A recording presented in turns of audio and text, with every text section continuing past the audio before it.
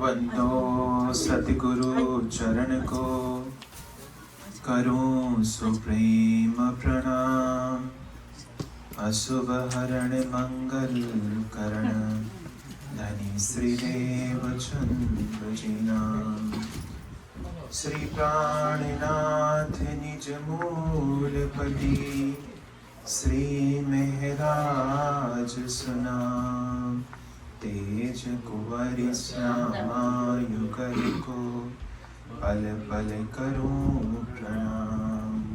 पिया जी को पल पल करूं प्रणाम। श्री प्राणनाथ तुम सत्य हो, तुमसे चलत जहाज। मैं आधीन करनी नहीं, बाह ग्रहेगी लाज। पिया बाह ग्रहेगी लाज। बोलिए श्री प्राणनाथ प्यारे की जय। प्रणाम सुंदर साची।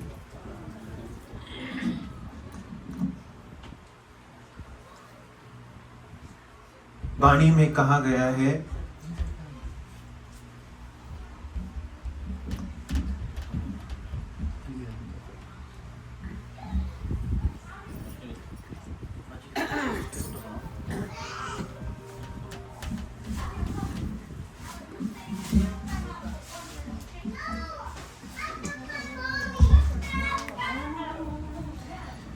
वाणी में कहा गया है, धाम मेलो सदीवो दुर्लभ मेलो संसार।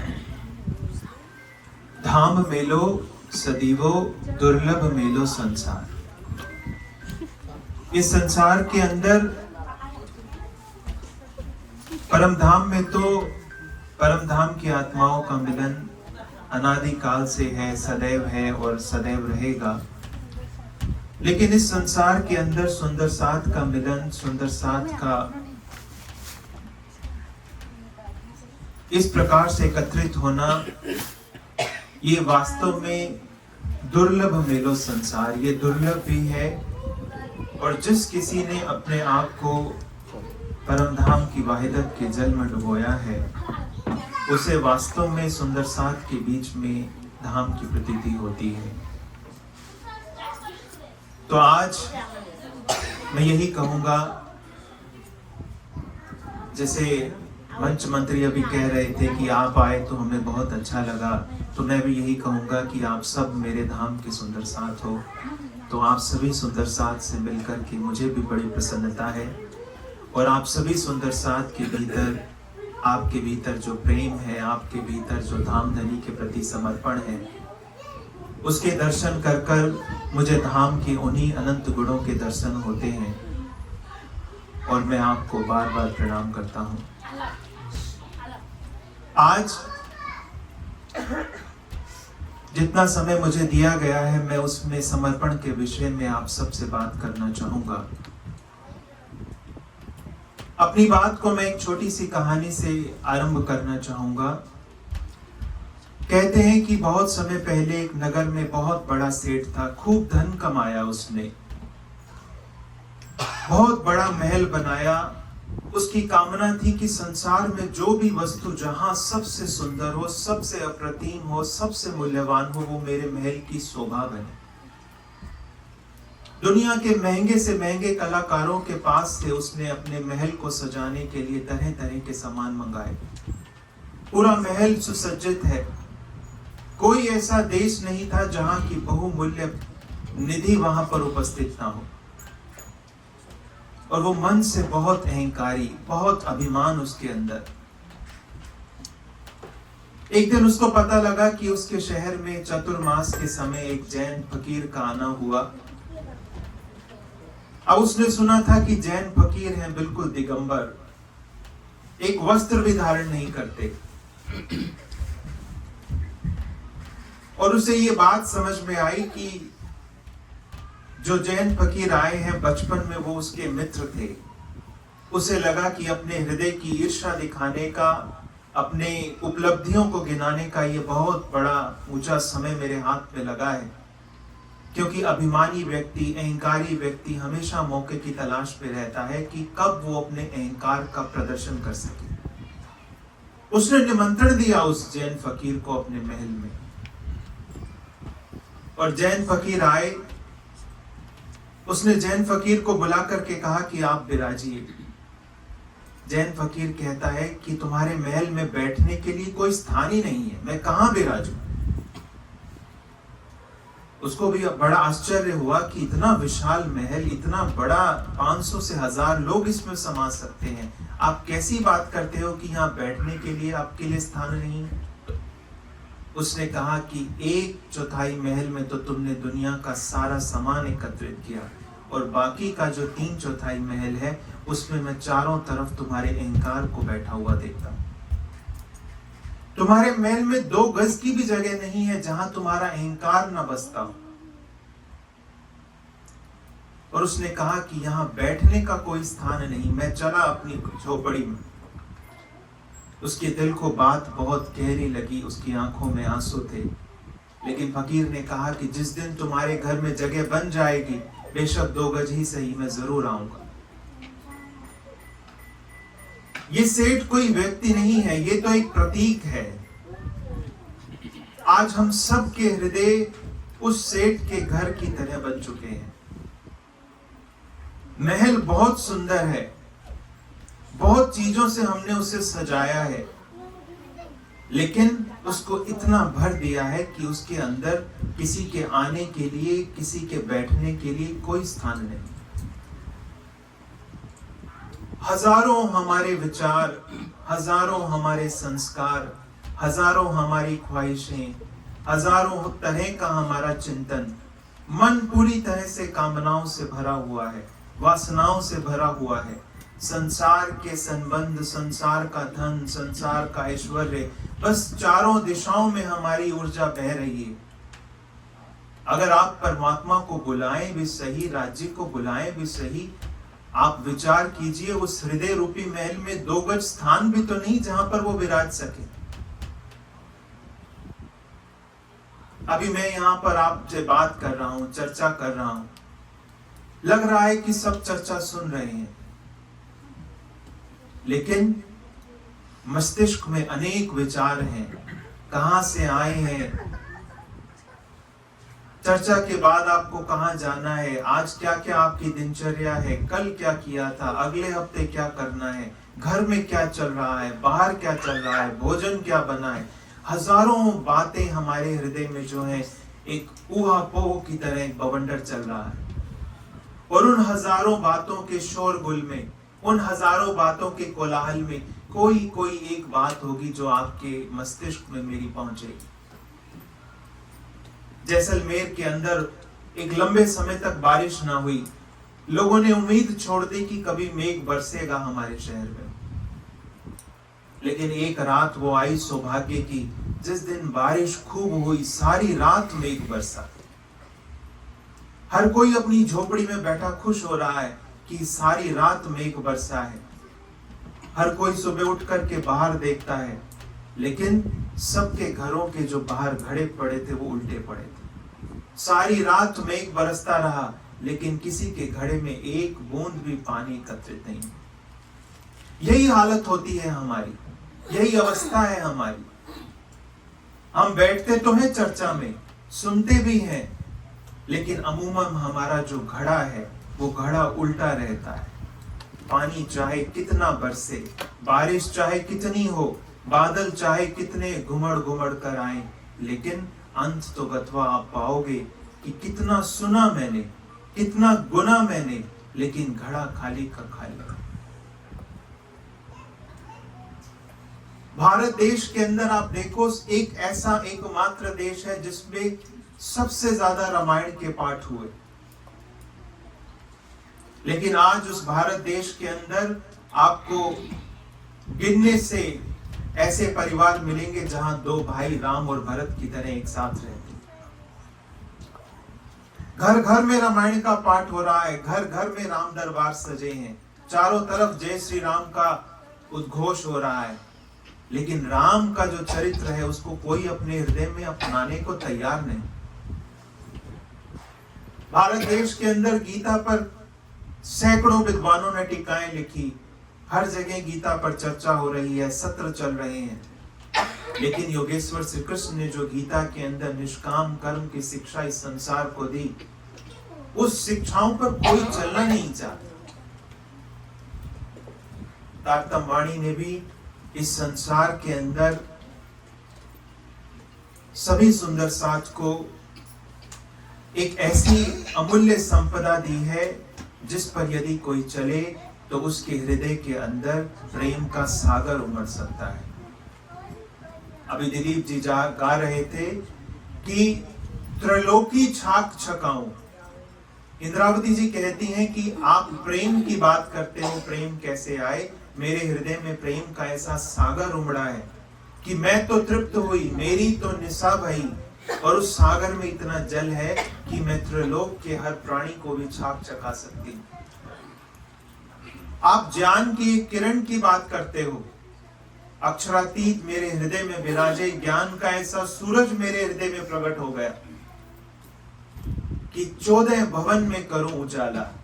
एक हृदय तो क्या, संपूर्ण प्राणी मात्र का हृदय, और 14 भवन के अंदर वो उजाला करने का साहस सामर्थ्य रखता है। और त्रिलोकी के भी पार थोड़ ब्रह्मांड पीऊ पास जाऊं। लेकिन अभागे हैं हम सुंदर साथ, जो सुनते हैं, सालों से सुनते हैं, महीनों बैठ करके जपते हैं, सैकड़ों पारायण पढ़ते हैं, लेकिन बारिश होती है, मेहर सब पर महबूब करी, पर का पावत मापक करनी। मेहर सब पर हो रही है। वो मूसलाधार की बारिश जो 400 साल पहले शुरू हुई, वो आज भी यथाकथ है।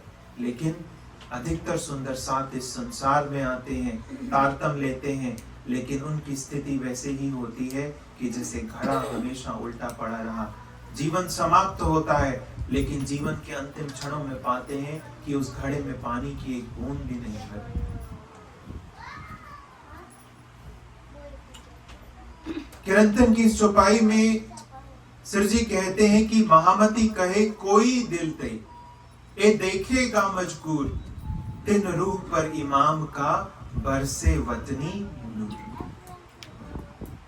इंद्रावती जी कहती हैं कि कोई दिल दे, यहां कोई बंधन ही नहीं, ना जाति का बंधन है, ना कर्म का बंधन है, ना पुरुष है, ना स्त्री है, ना बूढ़ा है, ना बालक है, ना यहाँ कोई ब्राह्मण है, ना कोई क्षत्रिय है, ना कोई वैश्य है, ना कोई शूद्र है, जात एक खसम की। इंद्रावती जी कहती हैं कि मैंने तुम सबको एक ही जात दी है, तुम्हारी जाति सुंदर साथ है, तुम श्यामा जी के अंग हो, ये है तुम्हारी जाति। महामती कहे कोई दिल दे। इंद्रावती जी कहती हैं कि शर्त केवल एक है, वो क्या है? दिल दे। महामती कहे कोई दिल दे, जो देखेगा मजकूर। जिसने भी इस जागनी के ब्रह्मांड में अक्षरातीत को अपना हृदय दे दिया, तिन रूह पर, उस आत्मा पर, वतनी इमाम का, वो जो इमाम अक्षरातीत है, पर ब्रह्म है, बरसेगा वतनी नूर। उसकी कृपा बरस जाएगी, उसकी झोली भर जाएगी, और उसका घड़ा पानी से लबालब भर जाएगा। शर्त क्या है? शर्त है केवल हृदय को देना, शर्त है केवल अपने हृदय को देना। आप यदि आंख बंद कर कर विचार भी करेंगे कि यदि आप 1 घंटे के लिए भी मंदिर में जाते हैं, आपके साथ सारा संसार आपके मंदिर में प्रवेश करता है। आप विचार कीजिए, यदि आपको ओहायो के किसी मॉल में भेजा जाए, आप उस मॉल में घूम रहे हैं, क्या उस समय आपके मन में अक्षरातीत का कोई विचार आएगा? कोई विचार नहीं आएगा। आप यदि अच्छा भोजन कर रहे हैं, क्या उस समय आपके मन में परमात्मा का कोई विचार आएगा? कोई विचार नहीं आएगा। आप अच्छा वस्त्र पहन रहे हैं, वस्त्र खरीद रहे हैं, सगे संबंधियों के साथ रिश्ते नाते निभा रहे हैं, आप उनके विवाह संबंध बना रहे हैं।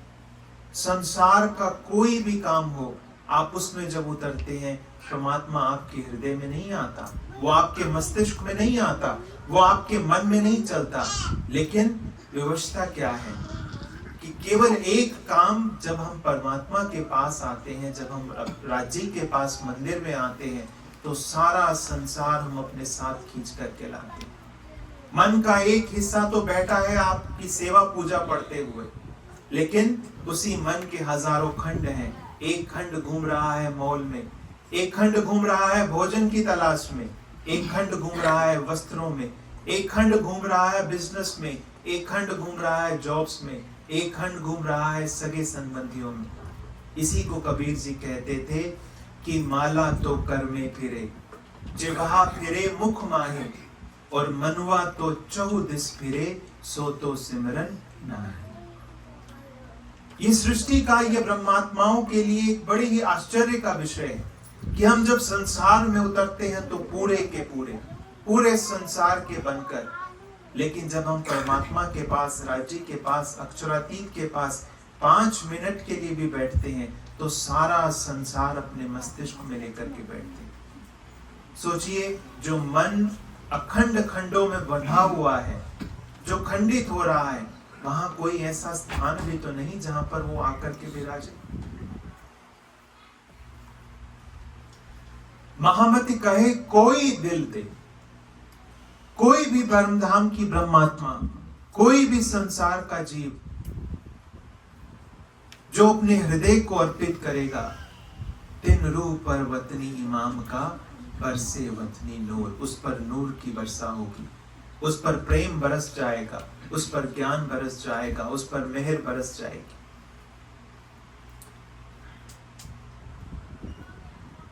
बुद्ध के समय में एक व्यापारी हुए। मैं कल भी ये उदाहरण दे रहा था ई गुरुकुलम की कक्षा में। उस व्यापारी का नाम था कश्यप। कश्यप का एक बेटा था, उसका नाम था उपाली। कश्यप को जब पता चला कि चेतवन में बुद्ध पधारे हैं तो उसके मन में इच्छा हुई कि धन तो तूने कश्यप बहुत कमाया, चल एक बार बुद्ध की शरण में भी जाकर के देख, क्या पता तेरे धन से भी कीमती कुछ उनके पास हो। वो बुद्ध को सुनने आता तो उसको बड़ा आनंद मिलता, बहुत रस मिलता। उसे लगता कि जैसे बुद्ध की वाणी है, बस मैं सुनता जाऊं। उसे बड़े आनंद की अनुभूति होती। वो वहां बैठता, उसकी आंख मूंद जाती। बुद्ध कुछ कहते, एक एक बात जैसे उसके हृदय पर किसी ने तीर मारे हो, ऐसे उसके हृदय को चुभती। उसकी आंखों से आंसू बहते। उसे समझ में आता कि धन तूने बहुत कमाया, लेकिन कोई अमूल्य संपदा तो इस फकीर के पास है जो अपने दोनों हाथों से उड़ेल रहा है।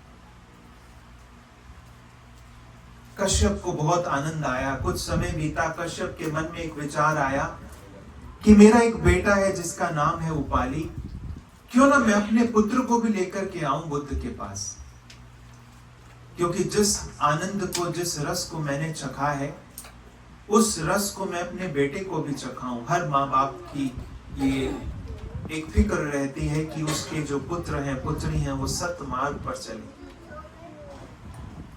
उसने उपाली से कहा, अब छोटा बच्चा है, बच्चे को आप चर्चा में बैठने को कहिए, उसको कोई रस नहीं, उसको तो खेलना है बाहर, उसको तो संसार के रंग प्यारे हैं, वो संसार में खेलना कूदना चाहता है। उसने सोचा कि कोई लालच दूं, कोई प्रलोभन दूं। उसने उपाली से कहा कि उपाली 1 घंटा तुम बुद्ध के पास बैठो, उनकी बातों को सुनो, मैं तुम्हें 10 सोने की मोहरें दूंगा। अब उसको लगा कि बात तो ठीक है, सौदा अच्छा है, 1 घंटे की बात है, बैठ जाऊंगा, 10 सोने की मोहरें मिलेंगी, कुछ खरीदूंगा, कुछ खाऊंगा, गांव के पास मेला लगा था, मेले में जाऊंगा। वो राजी हो गया। अब वो बुद्ध के पास पहुंचे, पिता और पुत्र। पिता ने पहले ही कहा था कि ठीक तुम्हारे पीछे बैठूंगा, 1 घंटा जो है तुम बिल्कुल तल्लीन होकर के वहां बैठना। उपाली को शर्त मंजूर थी। उपाली बैठा 1 घंटा बुद्ध के समय, बुद्ध के सामने। बुद्ध ने चर्चा शुरू की। अब कश्यप तो सुन रहा है बुद्ध की बातें, उसके हृदय को लगती हैं, लेकिन अब जो उपाली है, जो बालक है, उसको ज्ञान की चर्चा से क्या लेना देना। उसके मन में तो बस एक यही विचार है कि कब 1 घंटा खत्म हो और कब मैं यहाँ से उठूं, कब मुझे 10 मोहरें मिले, कुछ खरीदूं, कुछ खाऊं, मेला लगा है, मेले में जाऊं, तरह तरह के खेल हो रहे हैं। वो बस समय गिनता रहा कि किस तरह से 1 घंटा बीत जाए। 1 घंटा समाप्त हुआ, पिताजी के पास पहुंचा, बोला पिताजी लाइए 10 सोने की मोहरें। पिताजी ने दे दी। लेकिन रात को जब कश्यप सोचता है कि जो मेरी इच्छा थी वो इच्छा तो पूरी नहीं हुई। मैं तो चाहता था कि ये बैठ करके सुने, कुछ इसके भीतर जाए। जो सूरज बुद्ध के भीतर प्रकट हुआ है, उस सूरज की एक किरण तो इसके अंदर उतरे। जो सागर बुद्ध के भीतर उमड़ रहा है आनंद का, उसकी एक लहर तो इसके हृदय में उतरे। अगले दिन उसने उपाली से फिर कहा कि आज फिर से तुम्हें बुद्ध के पास जाना है, लेकिन आज शर्त क्या है? उपाली ने कहा आज 10 नहीं, आज 20 मोहरें लो।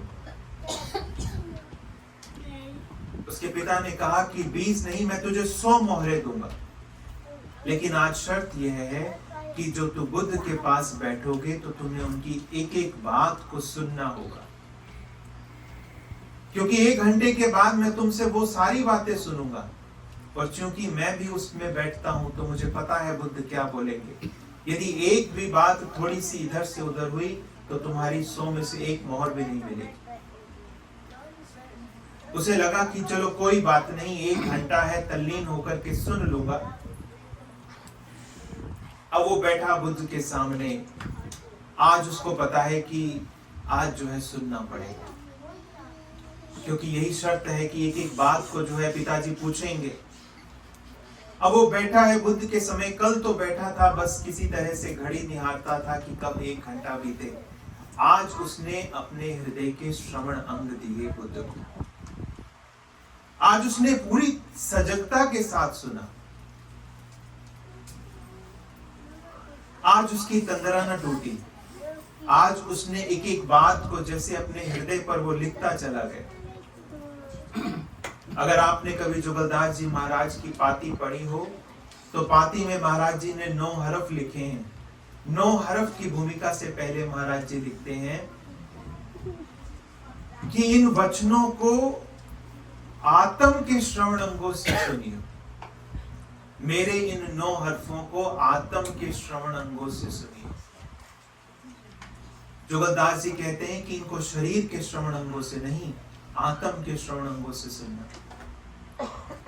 और फिर कहते हैं कि इन वचनों को रूह की पाटी पर लिख लीजिए, कि किसी कागज और पत्थरी पर लिखने की भूल मत करना, वो तो फिर भी मिट जाएंगे। इन वचनों को रूह की पाटी पर लिख लीजिए। आज उसकी हालत बिल्कुल वही थी। उसने बुद्ध को अपने श्रवण अंग दिए। उसने एक एक करके उन सभी वचनों को अपने हृदय की पाटी पर लिखना शुरू किया। और जैसे ही 1 घंटा समाप्त हुआ,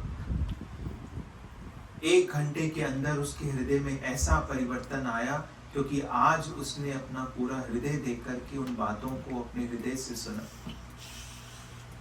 उसके भीतर भी एक बदलाव आने लगा। अब 1 घंटे के बाद हर कोई उठ करके जाने लगा, लेकिन वो वहीं बैठा है बुद्ध के सामने। उसका पिता कश्यप पीछे से आता है, कहता है कि चलो अब सांझ हुई, अब घर चलते हैं। सब अपने अपने घरों को जा रहे हैं। कश्यप ने कहा कि मैं जिस घर की तलाश में था, आज वो घर मुझे मिल गया। आपने कहा था कि बुद्ध की हृदय के सूरज की किरण कोई तेरे हृदय में उतरे। मुझे आज ऐसा महसूस होता है कि जैसे पूरा का पूरा सागर मेरे हृदय में उतरा। आपने कहा था कि कोई आनंद की सागर की एक लहर तेरे हृदय में उतरे। मैं देखता हूं कि जैसे सागर का पूरा सागर मेरे हृदय में उतर आया। उसने कहा कि अब घर जाने की बात न करो, मैं जिस घर की तलाश में था, मुझे मेरा अखंड घर मिल गया। और पिता ने कहा 100 मोहरें। वो कहता है कि 100 मोहरें, यदि आप पूरी पृथ्वी की संपदा भी मेरे हृदय में डाल दो, तो आज जिस प्रेम, जिस आनंद और जिस शांति का अनुभव मैं करता हूँ, उसके आगे मैं सब कुर्बान करता हूँ।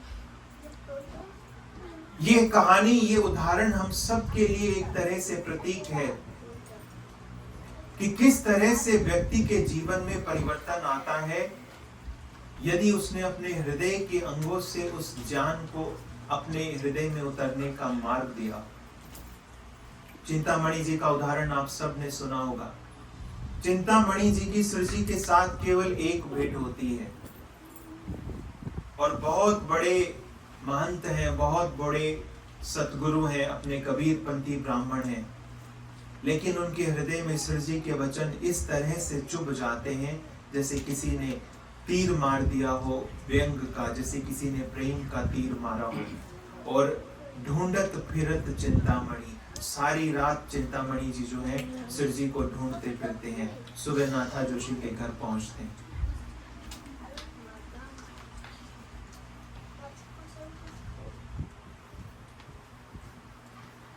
जहां पर भी अंकुर होगा, जिसके हृदय में भी पात्रता होगी, जिसके हृदय में भी प्यास होगी, जिसने भी अपने हृदय को परमात्मा देने की कला, परमात्मा को हृदय देने की कला सीखी, उसके लिए चारों तरफ से बारिश जो होती है, क्योंकि उसका घड़ा सीधा रखा है, वो पाता है कि बहुत थोड़े समय के अंदर उसका घड़ा पूरी तरह से मेहर के जल से भर जाता है। यही कला धामधनी अक्षरातीत हम सबको समझा रहे हैं कि कोई दिल दे। यहाँ केवल एक ही बात का सौदा है, यहाँ केवल एक ही चीज का दाव लगा है, और वो है अपना हृदय देना। हम संसार को हृदय देते हैं, लेकिन जब परमात्मा की बारी आती है, राज्य की बारी आती है, तो हर कोई अपने हृदय को वापस खींच लेता है। पूरी बीतक में ऐसे अनेक उदाहरण हैं जहां परमधाम की आत्माओं ने, ब्रह्म मुनियों ने अपने हृदय को कैसे सृष्टि को अर्पित किया जाए, हम सभी सुंदर साथ को सिखाया है। मैं कई बार लालदास जी का उदाहरण देता हूं। आप सब जानते हो कि लालदास जी के 100 जहाज चलते थे। 100 जहाज का मतलब क्या है कि 100 कार्गो शिप चलते थे। अब किसका एक भी चलता हो तो वो कितना धनी व्यक्ति होगा, लेकिन लालदास जी के यहां पर 100 चलते थे। लेकिन दुर्भाग्य से कोई ऐसी घटना होती है कि सब डूब जाते हैं। संसार का कोई प्राणी होता, हम या आप में से कोई होता, अगर संपत्ति का एक छोटा सा हिस्सा का भी नुकसान होता है तो हम छाती पीट पीट करके रोते हैं। लेकिन लालदास जी की अवस्था क्या है? लालदास संग चले खाली लेकर हाथ, उमर लो निभाई श्री राज के काज। लालदास जी का संकल्प है, लालदास जी का संकल्प क्या है कि उम्र लो निभाई, कि अब उम्र लो आपके साथ निभाएंगे। जैसे आपका विवाह होता है पति पत्नी का, जिस समय आपका विवाह होता है, अग्नि के फेरे होते हैं या जो वाणी के फेरे करते हैं, उस समय सनातन परंपरा में जो पंडित है वो एक पत्नी से पति के लिए कुछ वचन निभाने को कहता है। उसमें एक वचन होता है कि जब तक रहेंगे तब तक एक दूसरे के प्रति समर्पित रहेंगे। लालदास जी ने अपनी आत्मा का विवाह किया धामधनी के साथ। लालदास जी कहते हैं कि उम्र लो निभाई श्री राज के काज, क्योंकि लालदास जी को समझ में आ गया। क्या समझ में आया? कि यदि 100 जहाज हैं, भले ही आज 100 डूबे हैं, लालदास जी के पास समझ है। लालदास जी चाहते तो उसको दोबारा से खड़ा कर देते, लेकिन लालदास जी को अब बुद्धि का, अब विवेक, अब बोध जागृत हो गया। उनको ये बात समझ में आ गई कि अगर आज 100 डूबे हैं, कल को यदि 1000 भी होंगे तो वो भी डूब जाएंगे, और अगर वो ना डूबे तो मेरा जीवन समाप्त हो जाएगा, मैं डूब जाऊंगा, मेरा जीवन डूब जाएगा। एक ना एक दिन इस संसार से जाना है, तो क्यों न जो तेरे द्वार पर आया है, जैसे हम गाते हैं कि प्राणनाथ तुम सत्य हो, तुमसे चलत जहाज। तुमसे चलत जहाज का मतलब क्या है? कि ये जो मेरे जीवन की नाव है, इसके खवैया और इसके खेवनहार आप हैं। मैं अपने जीवन का खवैया आपको निर्धारित करता हूं। मेरे दोनों हाथ खड़े हैं, आप आइए और मझधार में फंसे मेरी इस नाव को आप पार लगाइए। लालदास जी को ये बात समझ में आ गई कि भले ही 100 जहाज डूबे तो डूबे, लेकिन तेरी जो जीवन रूपी कश्ती है, उस कश्ती को खेवनहार आज तेरे द्वार पर आया। और लालदास जैसे किसी ब्रह्म मुनि ने ही कहा होगा कि तुमसे चलत जहाज, कि इस जीवन रूपी नैया को खेवनहार कोई अगर है तो वो सृजी आप हैं। अब आप इसको संभालिए, अब आप इसका नियंत्रण कीजिए।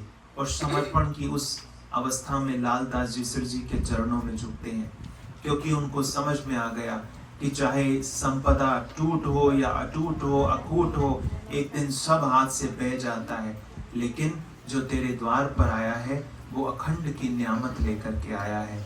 ऐसा अवसर बार बार नहीं आता। उन्होंने अपना सब कुछ समर्पित किया और पूरी बीतक में लालदास जी जैसे सुंदर साथ मुख से कह सकते हैं कि उम्र लो निभाई श्री राज के काज, कि अब एक दिन नहीं, 2 दिन नहीं, 1 साल नहीं, उम्र लो निभाई। अब जब तक जीवन रहेगा, जीवन की हर एक सांस अब आपके लिए समर्पित है। इन सब सुंदर साथ ने अपना हृदय दिया है सिर जी को, इन सब सुंदर साथ ने हृदय दिया है अक्षरातीत को। और जिस जिसने हृदय दिया उसके ऊपर धामधनी की कृपा अटूट बरसी है, कूट बरसी है। बीतक में ऐसे अनेक पात्र हैं। इस चौपाई में इंद्रावती जी हम सबको भी यही कह रही हैं कि आप हृदय देने की कला सीखिए। महामति कहे कोई दिल दे, जो देखेगा मजबूर। जिसने भी हृदय दे दिया अक्षरातीत को, तिन रूह पर इमाम का बरसे वतनी नूर। उसके ऊपर, उसके हृदय में इमाम अक्षरातीत यानी धामधनी का नूर अपने आप बरस जाएगा। आप यहां पर हैं, आपके पास एक तरफ तो संसार खड़ा है जो अपने अनंत आकर्षणों से आपको इस संसार में खींचेगा। रास की वाणी कहती है, एह न आउत अमृत रूप रस छल बल वल अकल, अकिन कुटिल ने कोमल चंचर चतुर चपल। हजारों आकर्षण है इस संसार के। हर रोज माया आपको अपनी तरफ आकर्षित करेगी, लेकिन जिस तरह से रणभूमि में जब एक सैनिक उतरता है तो उसकी दृष्टि चारों तरफ होती है। वो केवल सामने नहीं देखता, वो चारों तरफ देखता है।